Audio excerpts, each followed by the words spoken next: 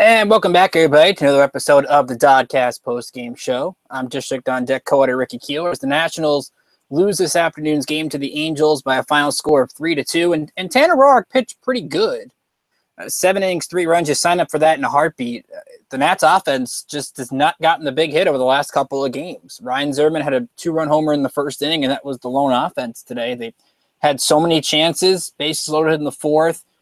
Michael Taylor on third in the ninth with 2 outs, and just couldn't get it done. And that's what's going to happen sometimes with this offense. Without Bryce Harper, without Trey Turner, without so many of the key pieces, you're relying on guys to step up and fill roles that they're not used to. So there are going to be days where the offense just doesn't do much, but it's still frustrating that this team had a chance to get a sweep of the Angels, finish 7-2 on a homestand, and just could not get it done. Although we have a lot of injury news to get to today. Brian Goodwin goes on the disabled list. That's why you saw Alejandro De Aza in the lineup this afternoon. Ryan Madsen's injury is a little bit more serious than people thought. We'll get into that. And also pitching matchups going into San Diego. Yep, some more late-night Nats coming up this week, at least for 2 more days. Well, 3, because we're going to do the DoDCast postgame Saturday at like midnight or something like that. So we want to get you involved. Feel free to send a question here into the chat room on the YouTube page. Also, tweet me on Twitter at District on Deck or at Rickinator555. Let's get into the totals. Angels with 3 runs and only 4 hits with 1 error, but their 4 hits, 2 of them left the yard. Nats with 2 runs on 6 hits, no errors. Ricky Nolasco gets the win. It's 5 2/3, 2 runs, 5 hits. He struck out 5, walked 3 and 112 pitches, 66 strikes. Tanner Roark gets the hard luck loss. 7 innings, 3 runs, 4 hits, 3 strikeouts, and 2 walks. 97 pitches, 60 of them for strikes. The save goes to Cam Bedrosian, his 6th of the season. Walked about, didn't strike anybody out, but still gets the save nonetheless. So let's get into this game from the start. And I thought the Nationals were in a good position in the first inning. They get a good, quick inning from Tanner Roark, who strikes out Simmons and Mike Trout. Then the Nats get a base hit by Wilmer Difo, whose hit streak is now at 11 games. And he's been the Nats' best. If you want to look at hits this month, and strictly the sole stat of hits, Wilmer Difo has been their best player this month in the hit category. Now, they have better run producers, guys like Rendon, Harper, Zimmerman, Murphy. The guy with the most hits in August, well, 2 most now, Wilmer Difo and Howie Kendrick. I don't think anybody would have predicted that, but that's just the way this offense has gone. So Difo gets the hit, steals second, moves over to third in the Murphy ground, and then Zimmerman, which was kind of surprising they pitched him with the base open, but that's where Adam Lynn's ability to get hits out of the middle of the order comes into play, and Zimmerman crushes the ball into left center. His 28th of the season. Nats take a 2-0 lead. That's 4 home runs for Zimmerman this month, who has been a little bit of slump coming in. Then Ron wrote that article, and all of a sudden Zimmerman's back in full form again. So they take a 2-0 lead. Tanner Roark was in good control in the 4th inning, did walk a couple of guys, but only gave up 1 hit. And then he made a mistake pitch to Luis Valbuena, who is really a home run or strikeout guy. His average is below 200 this year. He took a 1-0 pitch to dead center, cut the lead to 2-1. Then you go to the 6th inning, and you can make the case here. He gets the first 2 batters out. Mike Trout gets the base hit, infield single. Weren't going to get him out. It was a tough play for Murphy with Trout's speed. And you can make the case. I was talking to somebody on Twitter about how he thought Roark was too busy worrying about Trout. But I think in that position, it's okay to worry about the runner. Yes, there's 2 outs, but that's the tying run. You don't want Trout to get in the scoring position because a base hit would virtually tie the ball game. Instead, Roark gets behind 2-0. Calhoun launches one into right center field. And that's really the only 2 mistakes Roark made today. The home run by Valbuena and the home run by Calhoun. Other than that, his fastball is working good. I liked his changeup. Off-speed pitch was nice. He got Trout to swing and miss at one of those. And the Bob and FP were talking about on the telecast that it was one of Tanner Roark's best games today. And I think that's important to keep in mind is that he got you through 7 innings. He's been really good since the All-Star break. Just hasn't gotten the benefit of wins this year. I mean, you look at the Nats record, and it's courtesy of Baseball Reference. They are 12-11 in games Tanner Roark starts. That's a far contrast from last year when they were 21-13. Again, I don't think you can read into that stat too much because it's not like hitters go in thinking, oh, not going to get a win for this guy. But even we talked about Gio last night, and Ron was talking about it, and I was chiming in during the chat, that only 14-10 when Gio pitches. Most of those losses were because of the bullpen. Roark contributed to a lot of those losses early in the season, but you look at his numbers. He's not given up He's only getting more than 3 runs in a game once. Now, that stat is skewed because he did give up 3 runs to the Cardinals in 3 innings on June 30th, and then 3 runs out of relief against the Braves. But you look at his start since the break, just three earned runs allowed, or more than 3 runs once. That's a key stat. It means you're putting quality outings on the table, and he's doing just that. He's thrown over 100 pitches now for the 6th outing in a row, so you know you're going to get 100 pitches from him every game. And he's become that reliable 4-starter. Gio Gonzalez is sort of taking the mantle as that guy you expect consistency each and every day. Tanner Roark right now, you're expecting just to keep you in the ball game and to throw a quality outing, and that's what he did today. That's what he's been doing since the break. So I don't blame Tanner Roark for today. He made 2 mistakes, but again, I think back, and you're facing a guy like Nolasco who's just not having a good year. He's getting a ton of home runs, and the offense just didn't put themselves in a position to win today. You look at the 4th. I think the 4th inning stands out in particular. I want to get into what happened in that inning. You had a Michael Taylor walk, and Taylor had 2 walks today. Lobaton lines out, and Roark strikes out. We don't double to lead off that inning. So you had 2 men on, nobody out. You've got to be able to get a run home in that situation. Because in October, those are the situations you've got to score runs. Lobaton doesn't get it done. Roark doesn't get it done. You get the walk from Kendrick to load the bases, and then Wilmer Difo's up there swinging for a grand slam. In that situation, I know he's a young, aggressive hitter. I want him swinging for a base hit. Score 2 runs that way. Instead, he tries to chase the breaking ball from two breaking balls out of the zone from Nolasco, gets him out of the inning. Now, Nolasco did leave this game early due to injury. After 112 pitches, Jesse Chavez came in and did a nice job in the 6th and 7th innings. But you've got to be able to take advantage in those situations. And we saw that last night. While Howie Kendrick had 2 home runs, the Nationals just did not get those hits when they needed them. And you can't rely on the home run, especially when this team's missing so many big pieces. It's got to be the small ball variety sometimes. They did that very well last week against Miami, and you commit some cases against the Giants. It just hasn't carried over into the Angels series. That's going to happen. But you want to see on this road trip, and the Nats play so well away from home, that the small ball continues to be a priority in the offense, whether it's stealing bases. Like in the 8th, when Adam Lynn's pinch ran for by Stevenson, I want Stevenson trying to steal a base. Yeah, there are 2 outs. You don't want to make the last out of the inning on a stolen base, but you got to play aggressive. Then you look at that 8th inning in particular. Zimmerman gets the base hit to left against Middleton. And then Adam Lynn, who's been so clutch, he hits the ball that goes off of C.J. Cron's glove. Zimmerman's going to third, but he hesitates even on the play. And Caleb Coward at second makes a great throw to third to get Zimmerman. I didn't like the play. You can understand it by where the ball was, but Zimmerman, if he's going to hesitate, you're going to be out in that situation.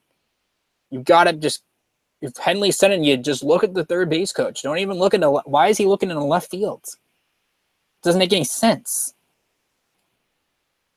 So Zimmerman gets thrown out. Rendon lines out to left, and that's come away empty-handed in the 8th. And then you just saw it moments ago in the 9th. Michael Taylor walks.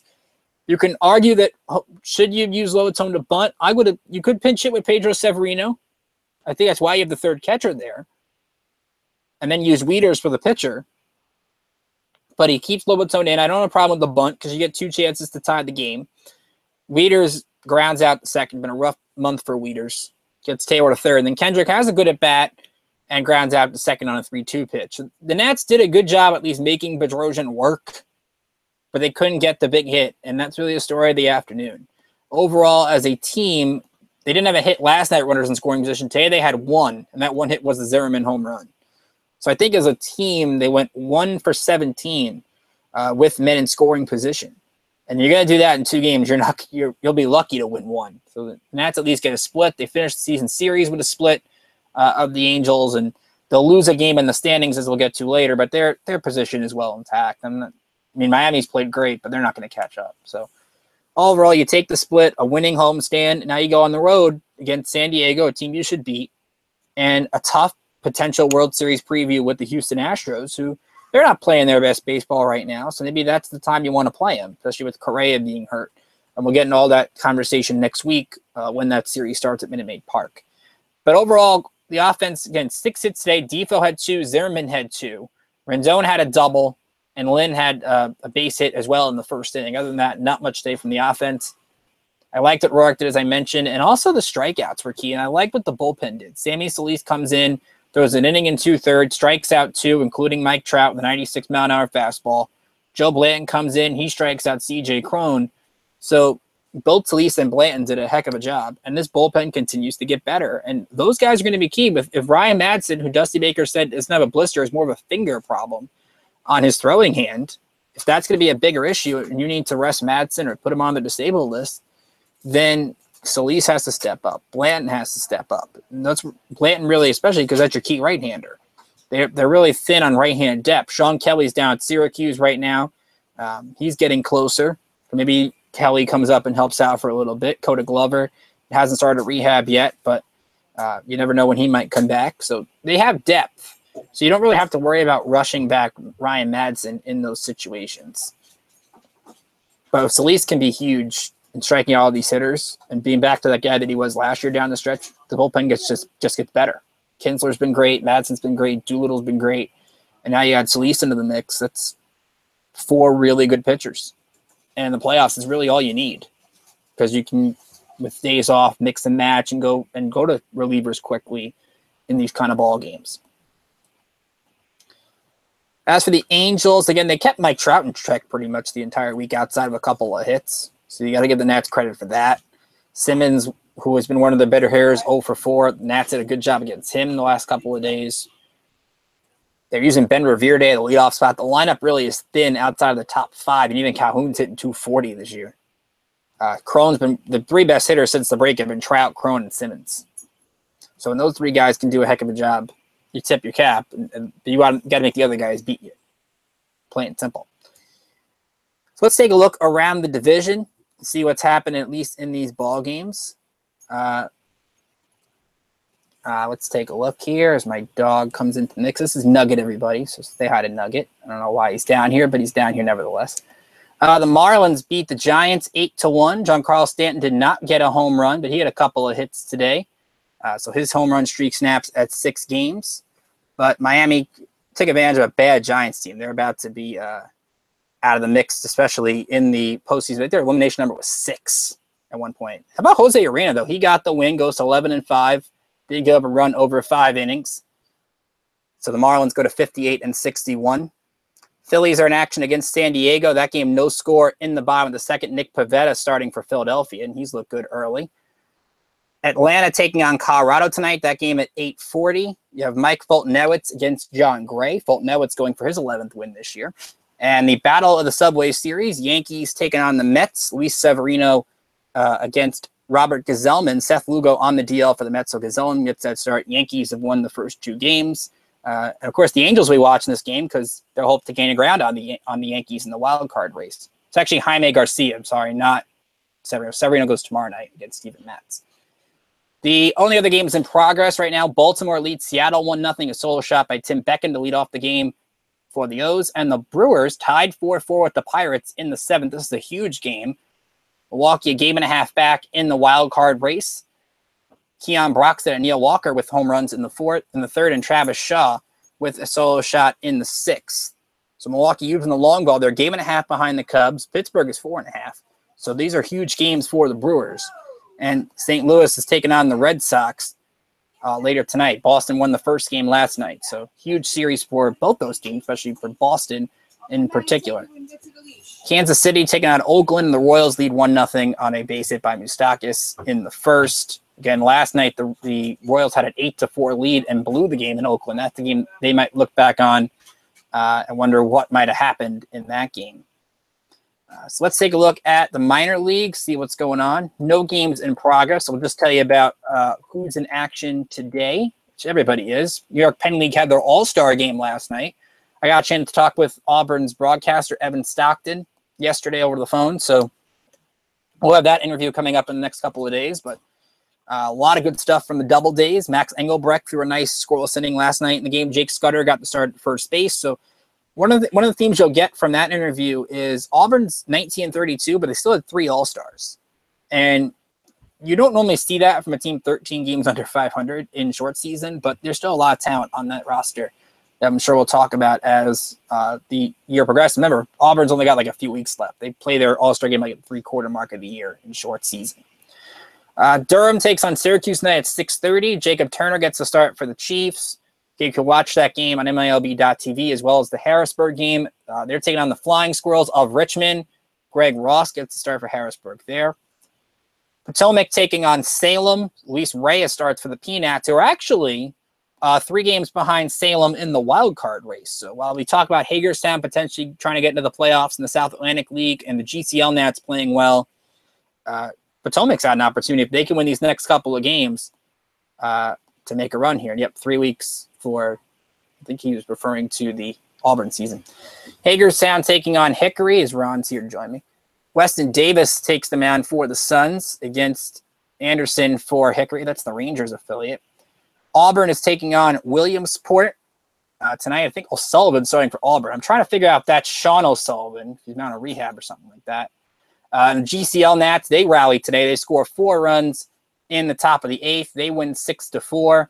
RBIs from 5 different GCL Nats. Rafael Bautista went 0 for 5, but Luis Garcia had 3 of the 7 hits. The win went to Sean Adler out of the bullpen, 4 strikeouts in 3 innings, and Nectar Ramirez a 2-inning save. So the GCL Nats now go to 25-17. They're having a good season. Let's see if we got anything. Oh, we got to talk about the injuries, of course. Brian Goodwin on the DL with a groin injury. So the Nats are really running thin on outfield depth right now. Ron and I were talking earlier. It's like they're getting down to us 2 playing in the outfield at some point. It's really that bad. Alejandro Diaz did get the call up. He did hit over 300 with the Chiefs in July. The average had slipped a little bit, but still about a 288 hitter at AAA since the All-Star break. Well, since August, I should say. 3-0. So he's doing a nice job of getting hits. He can play a little bit of right field, which I think is huge. They need guys who can play right field, especially with Goodwin out. They have Lynn that can play left. Kendrick can play left. Taylor could even move to left if needed. But they don't really, outside of Stevenson, they did not have anybody to play right field. So Diaz at least fills in there. You're really running thin, and at some point you have to think about Jose Marmoleos, who's still on the 40, or in a really desperate situation, do you take the chance and call up Victor Robles? And I don't think he's ready. He did have 2 stolen bases last night and a couple of hits for the Senators, but I know people want to see Robles. Just hold your horses. He'll be getting a chance, I would think, in spring training next year. He would get a chance, maybe if he does well in the minors, to get called at the end of next year, but he's not ready yet. And if he's up, you got a problem. Because Stevenson, you could tell he's not ready with the bat yet. He's only a good defensive player. He's a really good defensive player. But he's only up because the Nats have so many injuries right now, and they need guys to get healthy. Trey Turner, again, took batting practice yesterday, which is a good sign. Jason Worth was running the bases today. Dusty said he's going down to Florida to rehab, so hopefully he goes on a rehab assignment pretty soon. Trey Turner got put in the 60-day DL, but don't worry about that. He's supposed to be back in a couple of weeks. If all things go right, he'll go on a rehab assignment, and everything will be fine in that direction. So, all in all, good news. I saw Mike Rizzo said today on 106.7, The Fan in D.C., that Bryce Harper's doing workouts anything above the waist right now. So at least he's doing that. He's keeping his workout program in check. There's still no signs that he's going to miss the rest of the season. I would think he'll be back at some point because they got, again, great news. I wrote about earlier today that Curtis Granderson was a possible need, and I don't think the Nats will take on that money, and I don't think the Mets want to send him to D.C. But I would like Curtis Granderson in a Nats uniform just because of the veteran presence he brings off the bench. I think that's a huge commodity, and he can play center and he can play right. And I think the Mets just, I don't think, want to help the Nationals. I think they would trade Granderson anywhere else. But the Nats and the Yankees, I think those are one of the 2 teams they wouldn't deal with. How about Michael Taylor today? You mentioned the 2 walks. 6th inning, he takes a ball, hits it off the base, and hits him in the face. FP Santangelo pointing out in the telecast that it hit his sunglasses, which was good news because if he doesn't have the sunglasses on, who knows if that does actual damage to his face. Taylor stays in, strikes out, and then in the next inning, makes a great diving catch, taking a hit away from Juan Graterol, maybe 2, possibly 3 bases. Taylor's defense is outstanding. You've seen that since he's come back. Diving plays, his arm has been great. So they definitely miss Taylor's defense, and the offensive game is going to come along as the season goes on. Remember, he did have the oblique injury. He's going to take things easy. I like the plate discipline, at least in the early stages of the game. I think that was a big turning point. He saw 20 pitches today in 4 at-bats, about 5 per at-bat, so a good sign. Kendrick saw 26 in 5 at-bats. That's a great number. Difo saw 20. This all from ESPN, where I love to get the pitches seen category. Trout saw 22 for the Angels, only guy over 20 in terms of pitches seen. That's because Roark was getting all those first pitch ground balls. He had 11 groundouts today. So definitely a good sign from him. As for what's coming up, the Nats are heading out on a 7-game road trip, and they begin tomorrow night in Petco Park against the San Diego Padres. You can catch it at 10:10 Eastern on Masson. Edwin Jackson gets the ball for the Nats. He's 3-2 with a 3.86 ERA against Yolis Chacin for the Padres. Chacin 11-8 with a 4.06. Chacin, obviously, the Padres need veteran starters. Jared Weaver just retired today. But I like what Edwin Jackson is capable of doing. He's done a nice job at the back end of the rotation. He's been everything you could ask of him. Against the Giants on Saturday, 1 run over 6 innings. Got 10 ground ball outs, which was a season high. He's going 100 pitches almost every game. He's done it in 4 straight, 91 in his debut start with the Angels. So he has done a nice job. And he has experience pitching at Petco Park. Remember, he played with the Padres. So definitely that park, I think, will help him. He doesn't give up many he gives up 7 home runs, but only 2 in the last 3 games after giving up 3 against Milwaukee. The Padres are not exactly a home run hitting team. So that might be a good thing for Jackson going on the road.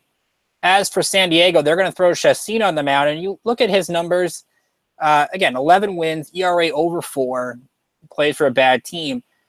He did pitch well against the Dodgers last time out, 1 run over 5 innings, though he did walk 3. He does have 52 walks this year.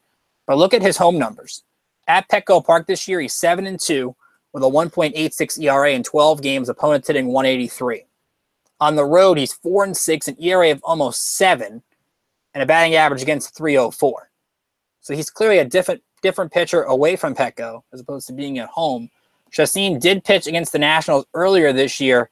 Back on May 28th, he went 4 1/3, gave up 3 runs on 8 hits, struck out 6, walked 2, and a no decision. I believe he faced Joe Ross in that game, if I'm not mistaken. Some of the numbers for the Nationals against Chacin: Murphy's 4 for 11 with a couple RBIs. But the guy to watch tomorrow is Ryan Zimmerman, 6 for 18.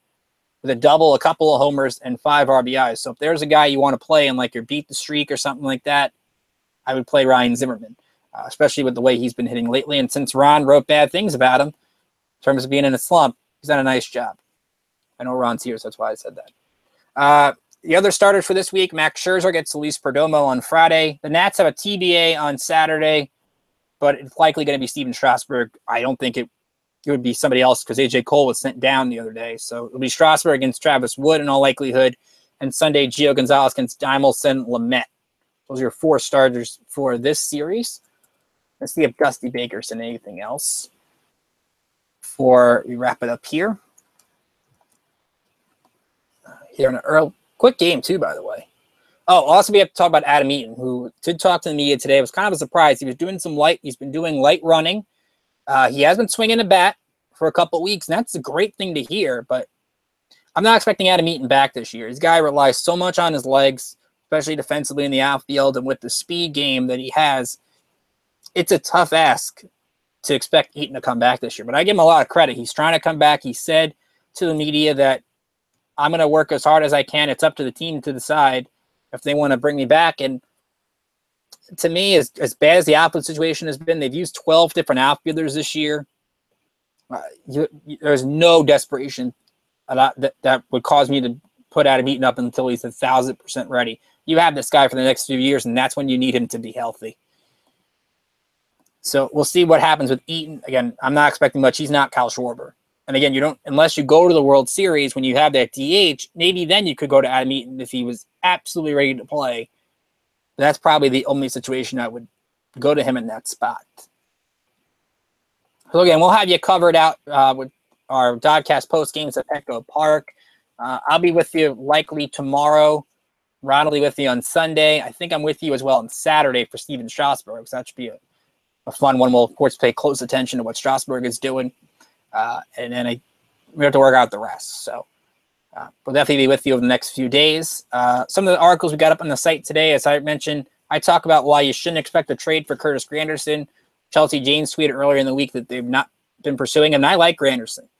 Again, I think he would be a good fit for this team, especially they need veteran outfield help at the center field and right field positions. Especially, we'll see what happens with Taylor, more so right field than center. But I don't think the Nats will get him, but I still write some nice things about Curtis Granderson. And Brian Foley talks about the defensive issues potentially being a stumbling block. It's a good article. It looks at where guys stand in terms of defensive runs saved, and guys are just not great in a lot of categories, particularly Murphy and Zimmerman, one of the worst. Their center field play outside of Taylor's not been pretty good. If you look at the advanced metrics, so defense and pitching are really important in October. They've got the pitching down, definitely. I think if Strasburg can come back and show the consistency he had earlier in the year, they've got 4 capable starters, and they've got the bullpen. It's just the defense that maybe could be a problem. So Brian talks about that. Ron's going to have your 5 storylines for the Padres tomorrow, and we'll have something else. We just haven't come up with it yet. But that's why you go to districtondeck.com and you read us every day, because then you can find out what we definitely have on the site. We're also working on hopefully getting an Astros guest next week for the Nats Astros series. We do have guests during these big series, so we're hoping to have one for you on the DoDCast Postgame next week. So that should be a lot of fun. We don't get a lot of big series because the Nats are up by so much. So getting an Astros guest should be a good time. So again, I think the story of today, what you want to take from it, good start by Tanner Roark. Offense just didn't do enough. And while Zimmerman got his home run, I think you need to see this team get those runners in scoring position situations. It's not a big deal over 2 games, but I want to see it over. I don't want to see the stretch to a week where they don't hit in clutch situations. The 1 for 17 this week, that's not going to get it done every other day of the week, especially 2 months from now when this team is going to be playing some big games in October and they need to win a series. They have to. Otherwise, it'd be tough for them to lose in the first round for the 4th time with this group. But again, give us a like and subscribe on this video. Again, we got all the interviews, post games, everything. We've done over 150 videos this year. So if you want to watch our first show from the winter meetings, you can do that too. See how much Ron and I have improved since then if you want to make that assumption. So go to the YouTube page, give us a like and subscribe. Follow us on Twitter at District on Deck, or follow me on Twitter at Rickinator555, and like us on Facebook. We have some cool videos up over there. We put our DoDcasts on the Facebook page as well as our articles, so you can check those out over there. So again, Nats lose 3-2, but they get a split of the Angels and still had a good homestand. 3 of 4 from Miami, 2 of 3 from the Giants, and a split of the Angels. So that's 6-3. You absolutely take it. But had a chance to be 7-2, and they let it slip away this afternoon. So from all of us here at Hit District on Deck, I'm Ricky Keeler saying hope you have a great rest of your day. And we'll see you back here early Friday morning for the post-game show as the Nats will start a series in Petco against the Padres.